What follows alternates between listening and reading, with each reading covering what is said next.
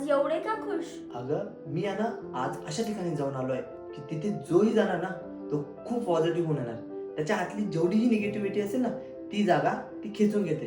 अच्छा, अशी कुठली जागा आहे सांगा बरं? मी तुला बोलू नये तर तुला तिथे घेऊन जातो. चल. हे काय? हे तर मंदिर आहे. इथे काय असं वेगळं? अगं एक वेळेस तू आत तर चल, मग मला तूच सांगशील की आत काय वेगळे. अहो, हे पाणी कुठून येते? अरे हेच तर ते वैशिष्ट्य आहे. आणि याला पाणी नाही, याला शिवजल बोलतात.